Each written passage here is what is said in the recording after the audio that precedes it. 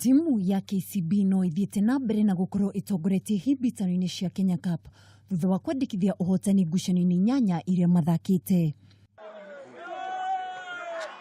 Muthiururuko wa kanana kirabu gia KCB kiragiire amanyiti ugeni Teo Regional Logistics na kumaguthana pointi 60 gwa gibugu ngucanio iria irathakirwo kiaro-ini kia Mombasa Sports Club.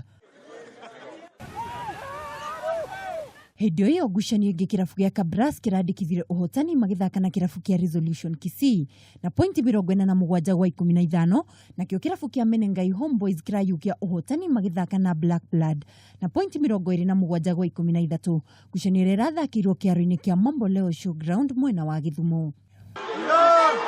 Kiaro-ini kia Railways Club kirabu gia Stanbic Mwamba kiragutha kirabu kia Nondescript na pointi 53 gwa 12 kugerera uteithio munene wa muthaki Humphrey Hayange nao Impala Saracens maragutha Top Fry Nakuru na pointi 43 kwa 36. Gukinyiria riu kirabu gia KCB nikio gitongoretie murugamo-ini wa Kenya Cup na pointi 44. Kiumitwo thutha ni Menengai Homeboys na pointi 38, pointi imwe mbere ya Kabras aria manyitiriire namba 3, nao Impala Saracens mari namba 4 na pointi 34. Kirabu gia Kenya Harlequins gikihinga irabu 5 njega na pointi 28. Thi wa murugamo wa ngucanio ici ni kirabu kia Nondescript kiri namba 8 na pointi 17.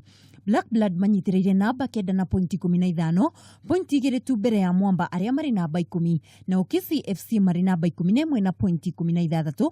Kirabu kia Mombasa RFC gikinyitirira muting'oe wa murugamo wa ngucanio ici matari na pointi 1.